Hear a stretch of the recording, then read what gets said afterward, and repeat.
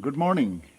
I am here in the tourist lodge of Vanhum village on the top of the Jampui hills in Tripura, Agartala. And I am here for the 80th annual conference of Tripura Baptist Christian Union. I just finished preaching yesterday, and then tonight I will be preaching again. But welcome to our studies in Corinthians. We are still in the first chapter, and I am considering this chapter 1, verse 18 to all the way verse 31. So chapter 1, 18 to 31.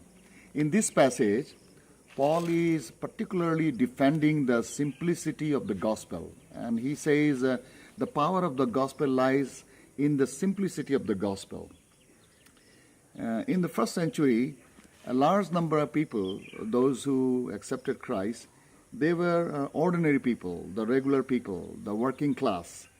In fact, many of them were from the low class, people not necessarily educated.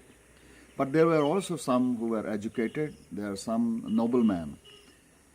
But because Christianity in its simplicity was not very attractive, for the Jews, as William Barclay says, the Jews, for them, they were looking for signs, they were looking for miracles, they were looking for something extraordinary, not the simplicity of the gospel.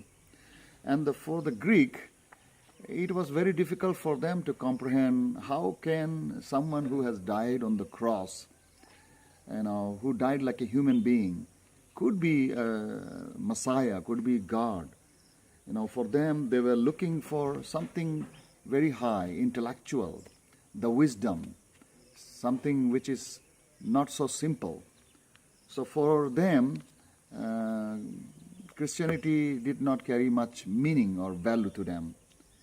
And so Paul says here in verse 22, Jews demand miraculous signs and a Greek looks for wisdom. But we preach Christ crucified, a stumbling block to Jews and foolishness to Gentiles. But to those whom God has called, both Jews and Greeks, Christ the power of God and the wisdom of God. For the foolishness of God is wiser than man's wisdom, and the weakness of God is stronger than man's strength. We don't realize that sometimes in order to make our gospel very impressive to the intellectuals, or those who are looking for signs, we add many times spices into our faith. So we want to glamorize our Christian faith, intellectualize it, and fill it with some kind of a mystery. So that's why you see our effort to have all these kinds of miraculous things happening. Why you think televangelist is so successful or healing crusade is so successful. So that we want to impress on the people's mind that, Christianity can provide something which their religion cannot provide. And when we want to say that, we want to glamorize it. We want to make it much more, package it with much more attractive thing. So signs and wonders and miracles and intellectualism. And the church is guilty of that, We put many layers of all this glamour in the church that the church can become so much intimidating.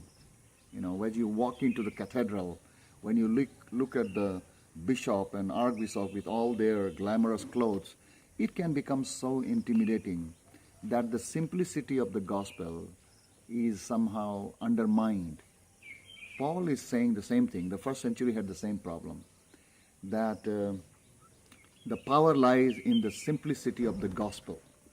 And so in verse 30, he says, it is because of him that you are in Christ Jesus. It is because of him that you are in Christ Jesus, who has become for us wisdom from God.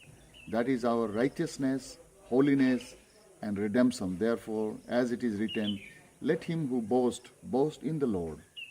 So boast in the Lord. It is because of Jesus. Jesus is our righteousness, Jesus is our holiness, Jesus is our redemption, and He is our wisdom. In fact, he goes on to say, ask this question, where is the wise man? Where is the scholar?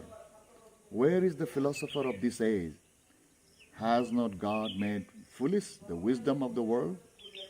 For since in the wisdom of God, the world through its wisdom did not know him. With all our ability to do research and intellectual ability, we cannot find God on our own unless God himself revealed to us. And so, looking and depending completely, absolutely on God, that's what Paul is emphasizing.